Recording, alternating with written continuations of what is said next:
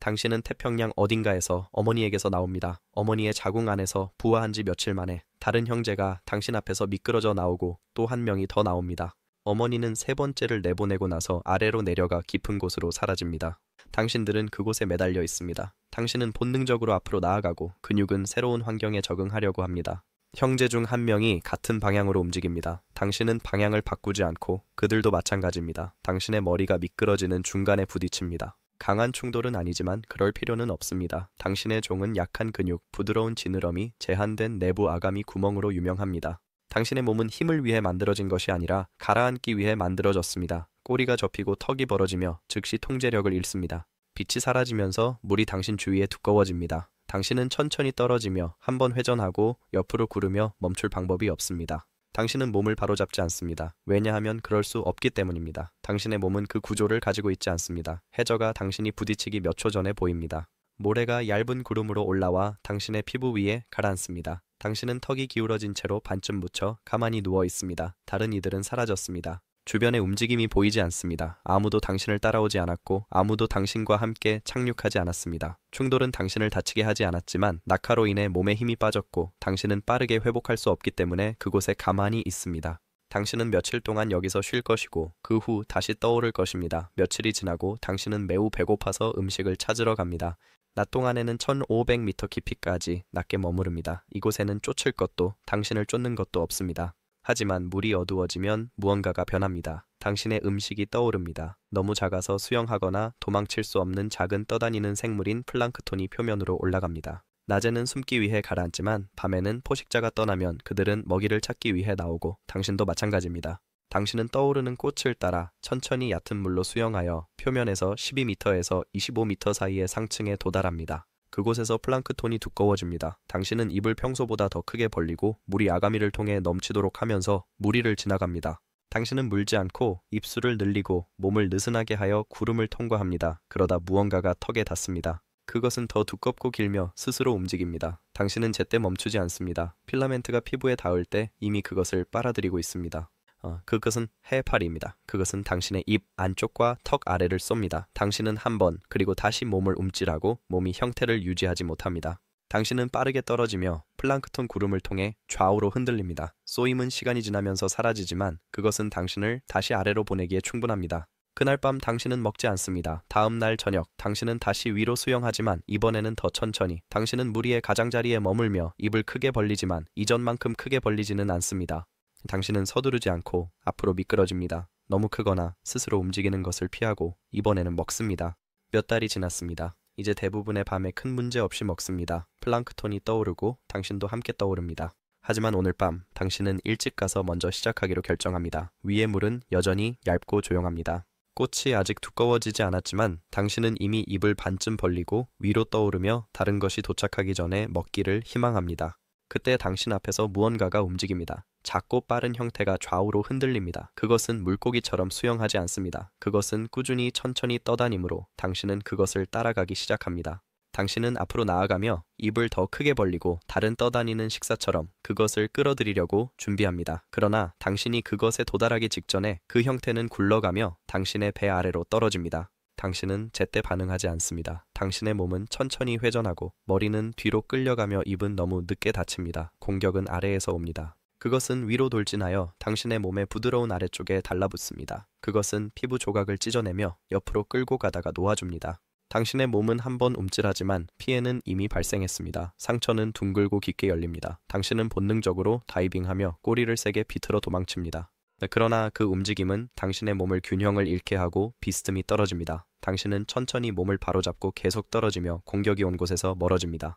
그때 당신은 시야의 가장자리에 같은 크기와 속도의 또 다른 형태를 봅니다. 그것은 공격하지도 떠나지도 않습니다. 그것은 그저 그 자리에 머물며 지켜봅니다. 그러나 당신은 기다리지 않습니다. 당신은 더 깊이 다이빙하며 몸을 기울이고 중력이 모든 것을 사라지게 할 때까지 맡깁니다. 당신은 물이 다시 두껍고 고요해질 때까지 멈추지 않습니다. 당신은 이틀 동안 낮게 머무릅니다. 상처는 계속 열려 있습니다. 그것은 제대로 응고되지 않으며 당신은 먹지 않고 자리를 지키면서 에너지가 떨어집니다. 다시 떠오를 때 당신은 밤에 그렇게 하고 흐름에 반대하여 움직이는 것을 피합니다. 조금 앞으로 가서 당신은 이제 3살입니다. 당신은 약 1m에서 2m 정도 자랐고 오늘 밤 당신은 이주하기로 결정했습니다. 당신은 플랑크톤으로 물이 두꺼워지는 동안 상층을 통해 느리게 움직이는 흐름을 따라 바다의 다른 부분으로 미끄러져 가고 있습니다. 당신은 이전에도 이렇게 했고 아무것도 당신의 길을 막지 않았지만 이번에는 흐름이 방해받는 것처럼 느껴집니다. 앞에서 무언가가 그것을 통과하고 있습니다. 거대한 형태가 꽃을 가로지르며 미끄러집니다. 고래상어입니다. 그것은 당신보다 훨씬 큽니다. 사실 당신은 3마리의 여과 먹이상어 중 가장 작습니다. 큰 상어는 10m까지 자랄 수 있습니다. 고래상어는 20m까지 자라지만 당신은 겨우 5m에 도달할 것입니다. 그리고 오늘 당신은 운이 없다고 생각할 수 있습니다. 왜냐하면 당신 앞에 있는 것은 적어도 15m이기 때문입니다. 그것의 입은 이미 열려 있으며 수톤에 물을 끌어들이며 앞에 있는 모든 것을 몸을 통해 바로 통과시키고 있습니다. 플랑크톤은 사라지고 파도가 일어납니다. 그 뒤의 공간은 비워졌다가 다시 빠르게 채워집니다. 당신은 낮고 뒤에 머물며 따라가기 시작하지만 그것은 경고 없이 약간 방향을 틀고 당신 쪽으로는 아닙니다. 그것은 당신을 전혀 알아차리지 못합니다. 그러나 이제 그것은 입을 여전히 열고 당신의 경로로 곧장 떠다니고 있습니다. 당신은 수영에서 벗어나려고 하지만 당신은 시속 6km로 움직이고 고래상어는 시속 5km로 움직입니다.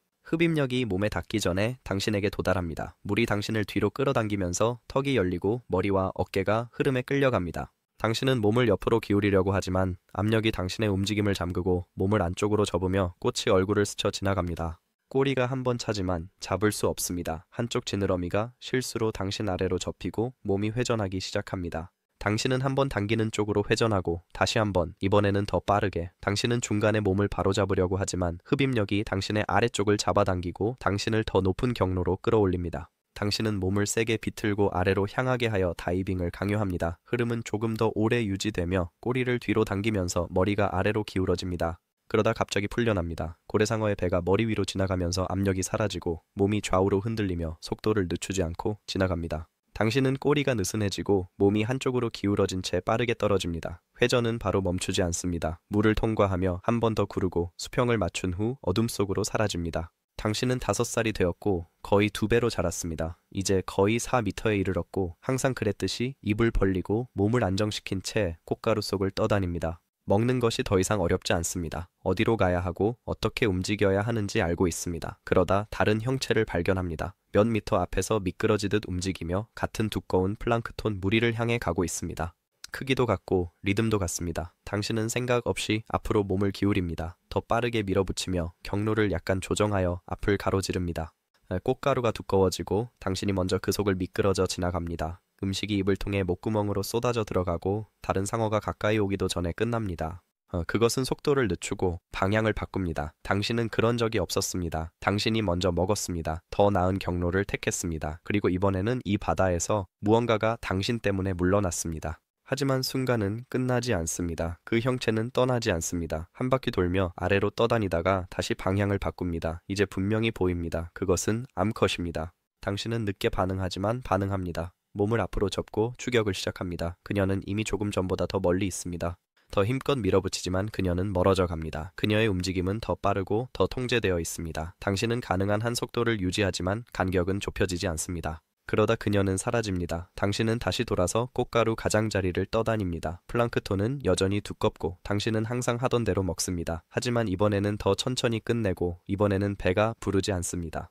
6살이 되었을 때 당신은 약 4.5m로 자랐습니다. 낮이고 당신은 평소처럼 깊은 물을 떠다니고 있습니다. 하지만 오늘은 혼자가 아닙니다. 무언가 잘못된 느낌이 듭니다. 주변의 압력이 불규칙한 파도로 떨어지고 물이 떨리기 시작합니다. 맥동이 아니라 길고 구르는 듯한 충격입니다. 당신은 천천히 머리를 돌리고 그들을 봅니다. 3개의 거대한 형체가 넓게 떨어져 줄지어 당신을 향해 움직이고 있습니다. 향유고래입니다. 그들은 방향을 바꾸지 않고 멈추지 않고 계속 다가옵니다. 그중 하나가 당신 아래로 내려가며 천천히 가라앉아 덫을 놓는 것 같습니다. 또 다른 하나는 약간 왼쪽으로 움직입니다. 3번째는 머리 위로 올라가며 열린 물로 돌아가는 유일한 경로를 막습니다. 당신은 위치를 유지하려고 하지만 몸이 기울기 시작합니다. 압력이 더 빠르게 변하고 있습니다. 그러다 가운데 것이 돌진합니다. 그것은 당신의 머리나 꼬리를 목표로 하지 않습니다. 그냥 스쳐 지나가며 의도적인 각도의 통과입니다. 꼬리가 지나가며 당신의 옆구리를 스치고 피부가 찢어집니다. 깊은 상처가 옆구리를 따라 이어집니다. 당신은 평생 그 흉터를 지니게 될 것입니다. 파도가 당신을 옆으로 밀고 몸을 소용돌이로 끌어들입니다. 당신은 한 번, 두 번 구르며 다른 것들이 따라오기 전에 회복하려고 합니다. 아래로 비틀어 꼬리를 다이빙에 힘껏 밀어 넣습니다. 빠르지는 않지만 충분합니다. 압력이 뒤로 사라지고 물이 고요해집니다. 당신은 뒤돌아보지 않습니다. 따라오는 것도 없습니다. 아마도 그들은 당신이 위협이라고 생각했을 수도 있고 아니면 당신이 도망치자 죽일 필요가 없었을 수도 있습니다. 조금 앞으로 가면 1976년입니다. 당신은 항상 그랬듯이 천천히 꾸준히 떠오르며 깊은 태평양 물표면 근처를 떠다닙니다. 꽃가루는 여기서 얇지만 많이 필요하지 않습니다. 당신은 입을 반쯤 벌리고 몸을 느슨하게 하며 앞으로 미끄러지듯 나아갑니다. 바로 앞에 무엇이 기다리고 있는지 모른 채 얇은 케이블이 물속에 매달려 있습니다. 그것은 하와이 오아후 해안에서 25마일 떨어진 미 해군 연구선에서 배치된 낙하산 스타일의 해양 앵커의 일부입니다. 그것은 떠다니는 해조류처럼 당신의 경로를 가로지릅니다. 당신은 방향을 바꾸지 않고 반응하지 않습니다. 곧장 그것에 미끄러져 들어갑니다. 줄이 턱 아래에 걸리고 단단히 눌립니다. 당신은 벗어나려고 하지만 몸이 충분히 강하지 않습니다. 당황하지 않습니다. 무슨 일이 일어나고 있는지 이해하지 못합니다. 그러다 케이블이 올라가기 시작합니다. 표면이 가까워집니다. 물이 따뜻해집니다. 빛이 주변을 두껍게 감쌉니다. 그러다 머리가 처음이자 마지막으로 열린 공기 속으로 나옵니다. 당신은 그것을 견디지 못합니다. 당신의 몸은 여전히 해양 앵커에 얽힌 채로 배에 실려 올라갑니다. 당신은 4.5m 길이에 1,500파운드가 넘습니다. 배에 있는 누구도 그들이 보고 있는 것을 알아보지 못합니다. 지금까지 아무도 당신의 종류를 본 적이 없었기 때문입니다. 그들은 당신의 몸을 카너해 만해 해군 연구소로 운반합니다. 현지 해양 생물학자들이 도착하고 전국의 상어 전문가들에게 전화가 걸려옵니다. 하지만 아무도 당신을 알아보지 못합니다. 현장에 도착한 첫 번째 과학자 중 한 명은 와이키키 아쿠아리움의 디렉터 레이튼 테일러입니다. 그는 당신을 메가마우스라고 별명을 붙입니다. 얼굴에 매달린 3피트 너비의 고무 같은 턱 때문에 나중에 당신이 공식적으로 기술될 때 그들은 당신에게 과학적 이름을 부여합니다. 메가카스마 펠라지오스, 열린 바다의 거대한 하품쟁이. 당신은 새로운 가족, 속종의 첫 번째 알려진 구성원이 됩니다. 과학자들은 당신의 이빨, 조직, 위 내용을 연구합니다. 그들은 당신이 깊은 물새우를 먹었고 고래와 바스킹 상어처럼 필터 피더였다는 것을 배웁니다. 당신은 당신의 종류 중 세 번째였고 그때까지 가장 희귀했습니다. 메가마우스 상어로서의 삶은 거칠 수 있지만 훨씬 더 나쁜 상황에 처한 다른 동물이 있습니다. 믿어보세요. 정말 놀랍습니다. 영상을 확인하고 직접 확인해보세요.